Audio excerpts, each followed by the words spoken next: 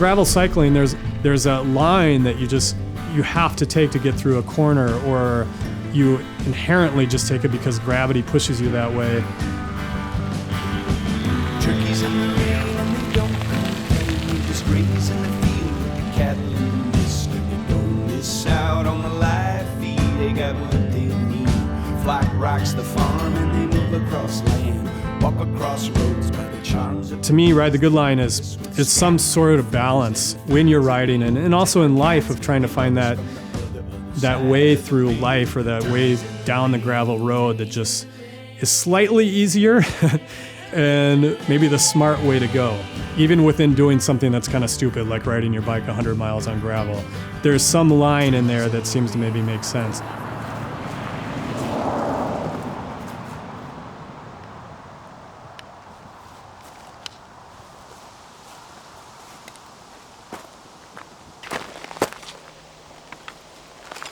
My name is Jeremy Kershaw, and I'm the creator of Heck of the North Productions, a gravel cycling event business here on the North Shore of Lake Superior.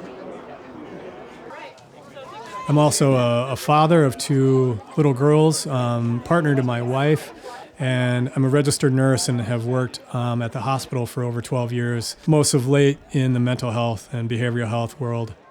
About 11 years ago, I had the experience of riding my first gravel cycling event in the southern part of the state. I realized that it was unlike any sporting event I'd ever participated in before. And instantly my brain was like, I wonder if I can do this up in Duluth. Yo! Good morning! Good morning! Woo! Woo!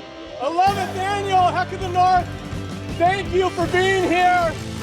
You guys are the best athletes in the country.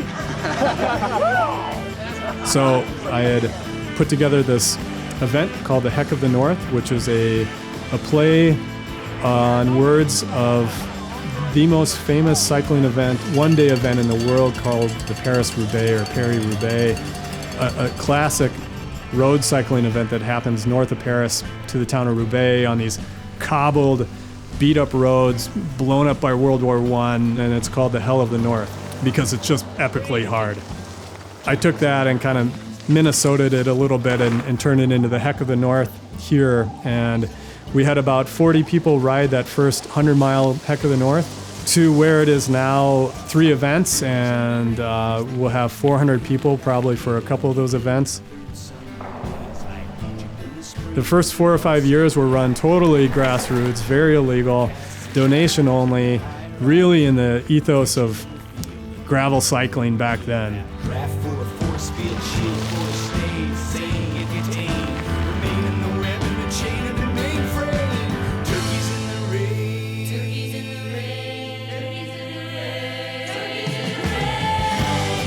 My goal is to keep that feeling of that raw gravel experience to this day into something that people can experience on the North Shore. It's a part-time business for me outside of the hospital work, and it is what balances the stress that I feel at the hospital. It's a release of creative energy for me to design these routes. The feel of the event is a huge creative outlet for me.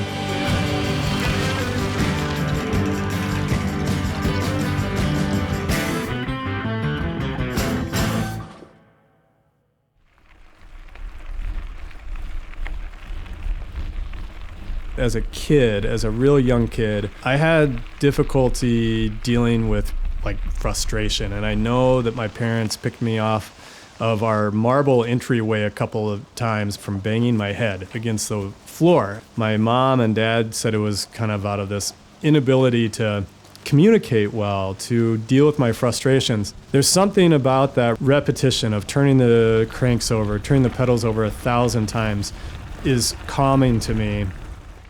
Long distance anything, it starts to turn into a drug, I think. And I think my brain is wired to like addiction. It's not a very balanced way to live, this long distance business. It takes you away from your family. It takes you away from your job. It becomes very single-minded in its focus. That has its own real beauty to it, but it can be greatly out of whack. In June of 2017, I was set up to do the Tour Divide, which is a self-supported bikepacking race from Banff, Alberta down to the Mexican border in New Mexico. For about 9 years before, I'd been obsessing in waves over this event, the first time I had read about it in a magazine. And since I read about it, I'm like, that's what I have to do. And the stars aligned. We had family ready to help out. On the drive down to Minneapolis from Duluth, I went down with my wife, and we ended up having this conversation that was about as far away from a conversation you want to have before a long event as you'd ever want to have. And it was about our relationship. We realized that we were in a really tough spot. I flew out of the Twin Cities with this heavy, heavy weight on my brain, just kind of wondering where I was at in my relationship with my wife. For the next 20 days, I spent trying to sort through not only how to ride my bike 100 to 120 miles every day and find a place to camp out in the sagebrush or wherever it was I was going to be, but also figure out who it was I was anymore as a husband, as a partner, as a man.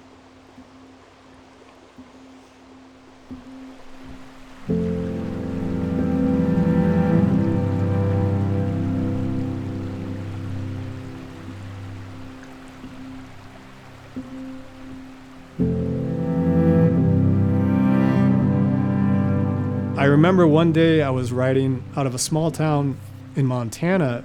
It was one of those moments where you hit that spot of emotion in riding where I was in total tears, just bawling listening to the song. And what I realized was going on was that I was shedding what I felt was probably years of emotional rust that I allowed to build up. You take 20 years of progression through life and you realize that you're starting to drift off the road pretty hard, and you're not on the good line anymore. Your life is getting rusty.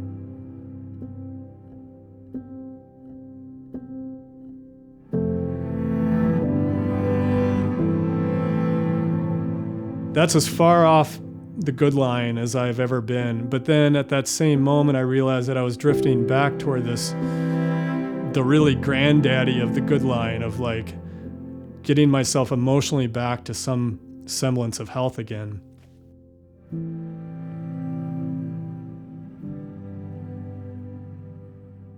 I reached the Mexican border in 22 and a half days and felt a sense of completion that I hadn't felt really for a long, long, long time.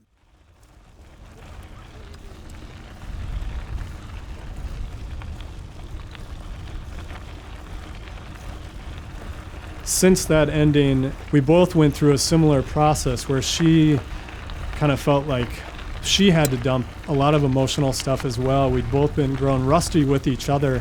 And we've grown since that really tough conversation right before the race to where we are today, and probably in a better spot, in a better relationship than we maybe ever have been. And that emotional stuff is hard, but I don't know if we'd be together if it wasn't for that process. And cycling was part of that.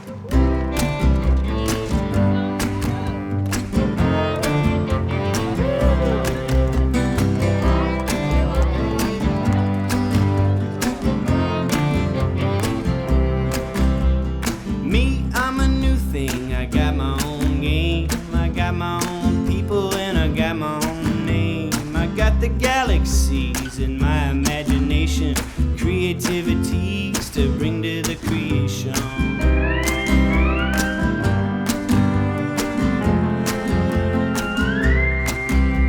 You are another brand new human being, living and a giving and a growing and a shifting. In everything we do, the other is affected. That's right, we humans are interconnected.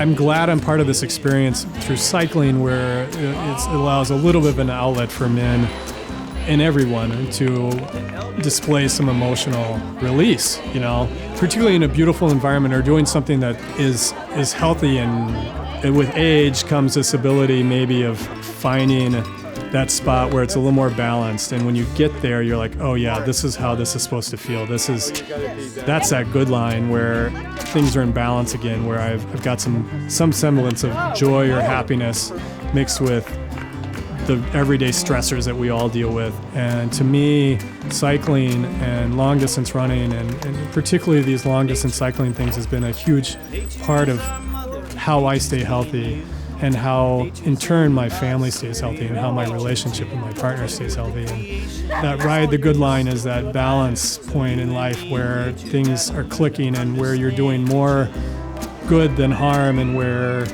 your travel through life is maybe at the sweetest spot. I can use creativity to be who I am. I can turn to you and try to understand. And we can work and play our way into the future, making friends with the weather. My family. Wake up in Michigan. My family, my family. I make a wish and then I go back to sleep. My family. Billions and billions. My family, my family. All of the children. My family, my family. My family, my family. Everybody. My family, my family. My family, my family. My family, my family.